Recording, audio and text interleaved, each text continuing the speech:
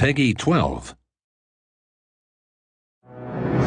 Welcome to the third volume of our web series, Once Upon a Time in The Sims Medieval. Come with us as we open the pages of this piece of history to discover how to create your own hero authentic to the period. Will you be a hardy knight, tyrannical monarch or sneaky spy? It's up to you to write your own story. But enough talk.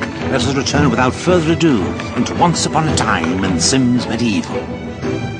In the last episode, we took a peek behind the scenes of the studio to check out the decor, costumes, and the sounds of the game.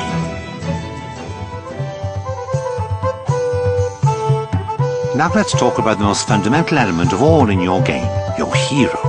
Use your own very creative workshop and make your hero as gorgeous and as unique as you like.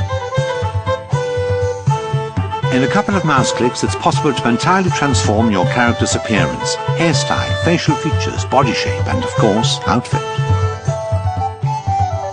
But the most important decision is how to choose two defining personality traits out of the many available.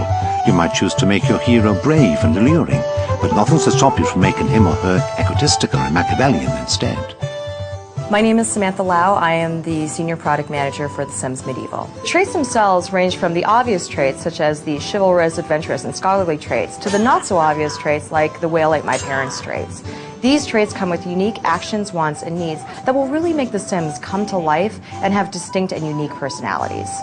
But every hero has a fatal flaw in The Sims Medieval, and yours is no exception. Choose wisely because it will influence the whole game. Hi, my name is Rachel Bernstein. I'm the senior producer for The Sims Medieval. The fatal flaw is actually something that can make it harder for your sim to be successful in the world. So for example, your sim might be a drunkard. A drunkard might not get any work done and be in constant search for alcohol, whereas a workaholic might get all of his work done but be in constant poor health due to lack of sleep.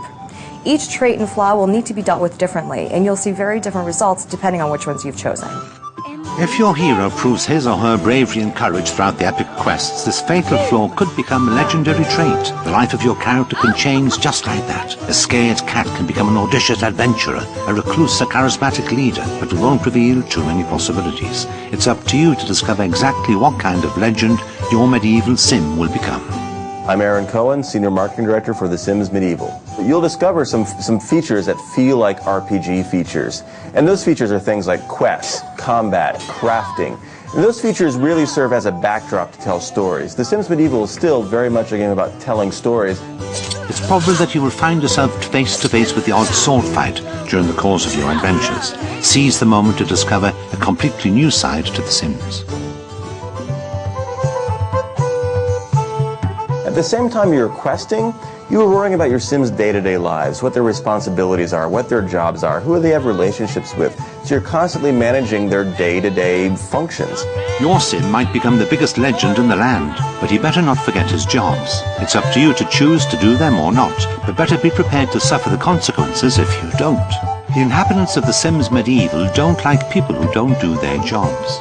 If the physician isn't handing out enough potions to the sick, or the blacksmith not forging armor fast enough, then one of the characters might well find himself in the stocks in the village square, under fire from rotten tomatoes. And then, even more severe, they could be pushed into the pit of judgment, where a monster awaits. And if the sim is quite strong in combat, the sim might be able to crawl his way out of that hole. However, most sims will not. Most sims who enter the pit of judgment will never return.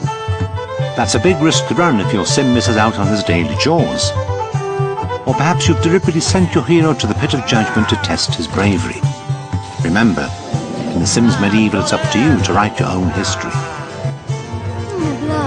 Thus, the third volume of our ancient Once Upon a Time in The Sims Medieval draws to a close.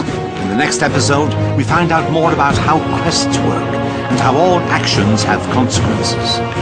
For the sake of your kingdom, miss not the fourth historic volume of Once Upon a Time in The Sims Medieval.